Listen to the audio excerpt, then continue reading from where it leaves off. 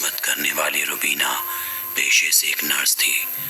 وہ اکثر رات کی شفٹ میں مریضوں کی دیکھ بھال کا کام کیا کرتی، یا پھر کبھی کوئی مریض ایمرجنسی میں بھرتی ہونے آ جائے تو ڈاکٹر کو اطلاع کر دیتی۔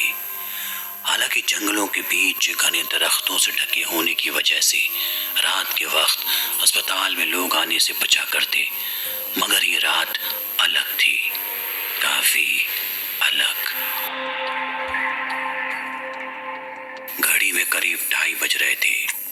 بے حد خاموشی کا منظر تھا، پورا اسپتال چپی کی قید میں تھا کہ تبھی اچانک ایک رکشہ اسپتال کے گیٹ پر آ کر رکا۔ ایک انجان سا آدمی کسی عورت کو سہارا دیتے ہوئے اسپتال کے اندر داخل ہوا۔ عورت کے سر پر چوٹ لگی تھی، اس کا پورا چہرہ خون سے تربتر تھا۔ روبینہ سمجھ گئی یہ ایمرجنسی کیس ہے، بنا کاغذی کارروائی فوراً اسے وارڈ میں شفٹ کر دیا۔ مگر روبینہ جیسے ہی ڈاکٹر کو معاملے کی اطلاع دینے گئی، وہ انجان شخص نامعلوم کہاں غائب ہو گیا۔ خیر، اس بات کو نظر انداز کر نرس اور ڈاکٹر اس عورت کے قریب پہنچے۔ عورت بڑی تکلیف میں دکھائی دے رہی تھی، شاید اس کا کوئی بھیانک ایکسیڈنٹ ہوا تھا، لیکن اس بات کی تصدیق آخر ہو تو کیسے؟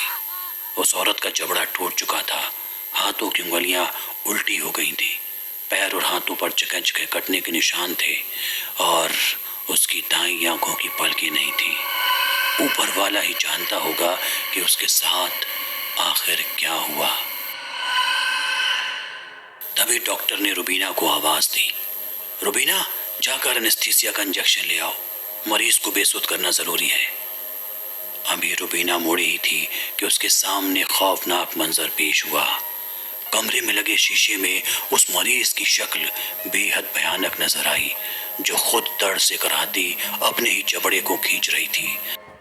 بس یہ منظر روبینہ کے جسم سے جان نکالنے کے لیے کافی تھا۔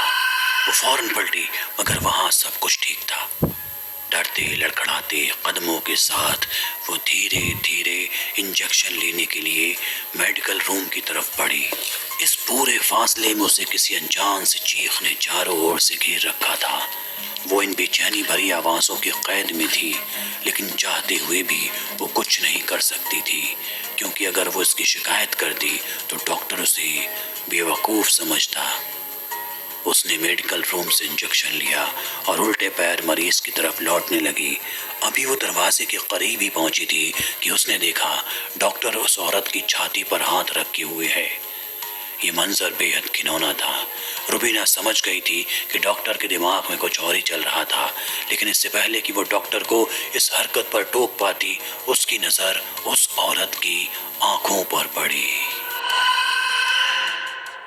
وہ آنکھیں کھولے ہوئے تھی، ایک ٹک دیوار کو تکتی وہ نظریں پوری طرح سے لال تھیں۔ دائیں آنکھ سے خون ٹپک رہا تھا اور اس کی زبان بیڈ سے لٹکتی زمین کو چھو رہی تھی۔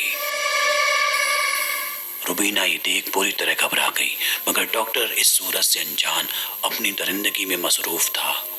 روبینہ میں اب ہمت نہیں تھی کہ وہ ڈاکٹر کو کچھ بھی بتا پائے۔ تبھی اچانک ڈاکٹر کی آنکھیں اس عورت کے چہرے کی طرف مڑتی ہیں اور وہ یہ منظر دیکھ حیران ہو جاتا ہے۔ وہ فوراً وہاں سے بھاگنے کی کوشش کرتا ہے، لیکن اپنے ہی پیر سے پھنس کر نیچے گر جاتا ہے۔ وہاں وہ عورت اپنا اور بھی بھیانک روپ لے لیتی ہے۔ ڈاکٹر ہاتھ جوڑتا ہے، مجھے معاف کر دو، مجھ سے غلطی ہو گئی۔ اس کے قریب اور قریب بڑھتے ہوئے وہ بھیانک عورت اس سے کہتی ہے، غلطی تجھ سے ابھی نہیں، 6 مہینے پہلے ہوئی تھی۔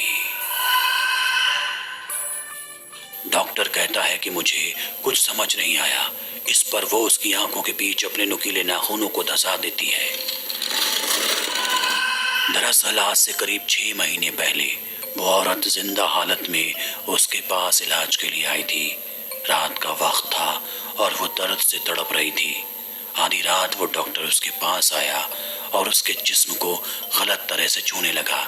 اس پر اس نے اس کا ویرودھ کیا، مگر وہ اس کے گلے میں انستھیسیا کا انجیکشن ٹھوک کر زبردستی کرنے لگا۔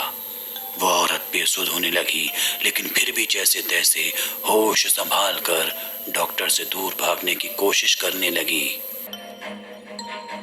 بھاگتے بھاگتے وہ اسپتال کی چھت پر پہنچ گئی، جس کے بعد ڈاکٹر نے اسے پکڑ لیا، لیکن پھر اس سے بھاگنے کی کوشش میں وہ چھت سے نیچے گر گئی۔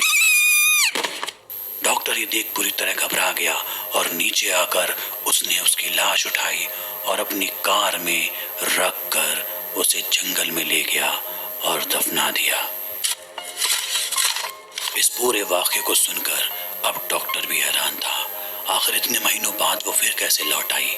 ابھی وہ اس سے اپنی زندگی کی بھیک مانگ پاتا، تبھی اس نے اپنے ناخنوں سے اس کا پیٹ پھاڑ دیا اور ڈاکٹر کی موقع پر ہی موت ہو گئی۔ اس رات روبینہ نے بالکل خاموش خود کو میڈیکل روم میں قید کر کے گزاری۔ اگلی صبح پولیس کو پوری واردات کی سوچنا دی۔ پولیس نے موقع پر پہنچ کر اس عورت کے کنکال کو بھی برآمد کر لیا۔ اس رات سے روبینہ کے من میں ایسا خوف پیدا ہوا کہ اس کے بعد اس نے کبھی ہسپتال کی طرف مڑ کر نہیں دیکھا۔